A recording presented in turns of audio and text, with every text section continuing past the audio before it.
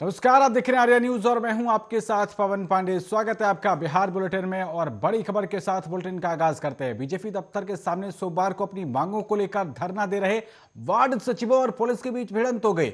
बताया जा रहा है कि पुलिस ने लाठीचार्ज, आंसू गैस के गोले और पानी की बौछार छोड़कर भीड़ को हटाने का प्रयास किया तो आंदोलनकारियों ने भी पुलिस वाहन पर पथराव कर दिया। इससे पूरा इलाका रण क्षेत्र में बदल गया है।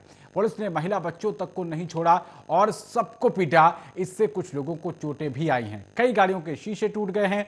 एएसआई उमाकांत प्रसाद को भीड़ ने घेर लिया और बहुत बुरी तरह से पीटा।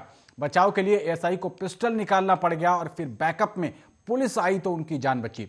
बता दें कि आज सुबह वार्ड सचिव संघ अपनी मांग को लेकर धरने के 14वें दिन गर्दनीबाग से बीजेपी ऑफिस पहुंचे थे और ऑफिस का घेराव कर सैकड़ों की संख्या में वार्ड सचिव वहीं धरने पर बैठ गए। इससे स्थिति तनावपूर्ण हो गई। संघ के सदस्यों की मांग थी कि सरकार की ओर से कोई उनसे मिलेगा, इसके बाद ही वो यहां से जाएंगे। संघ के सदस्यों का कहना है कि 2 साल बीतने के बाद उनका कार्यकाल 5 साल बढ़ा दिया गया, लेकिन कल तक का वेतन नहीं दिया गया। बीते शनिवार को बीजेपी विधायक मुरारी मोहन झा धरना स्थल गर्दनीबाग पहुंचे थे और वार्ड सचिवों से मुलाकात भी की थी। विधायक ने उनकी बात सरकार तक पहुंचाने का आश्वासन दिया था।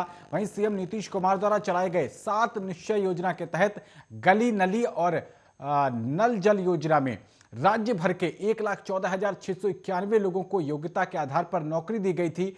5 साल लगातार काम करने के बाद और कई बार आश्वासन मिलने के बाद भी सरकार ने इन्हें 1 रुपए का भी लाभ अब तक नहीं दिया, ऐसी बात निकलकर सामने आ रही है। इसको लेकर राज्य के 38 जिलों के वार्ड सचिव और कर्मचारी गर्दनीबाग के महिला थाने में 13 दिन से लगातार धरना प्रदर्शन कर रहे हैं, लेकिन अब तक किसी भी प्रकार की सुनवाई नहीं हुई है। 13 दिसंबर को बिहार सरकार द्वारा एक पत्र जारी किया गया जिसमें पुराने सभी वार्ड सचिव को हटाकर नए वार्ड सचिवों को नियुक्त करने की बात कही गई और जब सब्र का बांध टूटा तो बीजेपी कार्यालय का इन लोगों ने घेराव कर डाला है।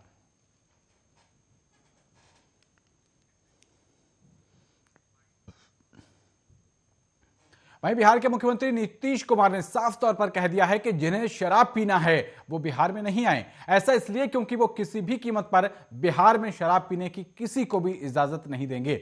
जो ये बात मानेगा वो बिहार आए, अन्यथा बिहार आने की कोई जरूरत नहीं है। उनके इस बयान पर अब विवाद शुरू हो गया है। आरजेडी के नेता और लालू यादव के बड़े बेटे तेज प्रताप यादव ने उनके इस बयान पर प्रतिक्रिया दी है। तेज प्रताप ने कहा कि मुख्यमंत्री नीतीश कुमार बॉर्डर पर कुर्सी लगाकर धरने पर बैठ जाएं, बिहार के बॉर्डर पर वे हाथों में डंडा लेकर बैठ जाएं और कौन शराब पीकर आ रहा है कौन नहीं इसका निरीक्षण करते रहें।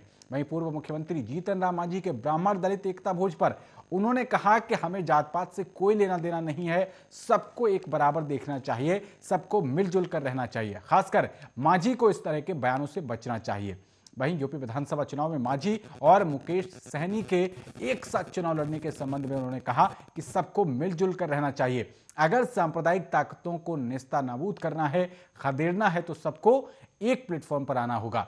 सब अलग थलग रहेंगे तो वैसा ही रहेगा। प्रदेश के मुख्यमंत्री नीतीश कुमार अपने समाज सुधार कार्यक्रम के तहत प्रदेश के सासाराम जिले पहुंचे थे। यहां उन्होंने कार्यक्रम के तहत आयोजन सभा को संबोधित किया और इस दौरान उन्होंने शराबबंदी को लेकर लोगों को जागरूक किया। वहीं इस दौरान उन्होंने विपक्ष पर निशाना साधते हुए कहा कि कुछ लोग कहते हैं कि ऐसा प्रावधान कर दीजिए, वैसा प्रावधान कर दीजिए, बाहर से आने वालों के लिए अलग नियम कर दीजिए, उन्हें पीने दीजिए।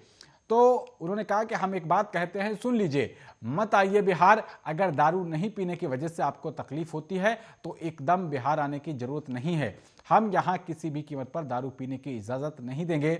आना है तो आइए, नहीं तो मत आइए।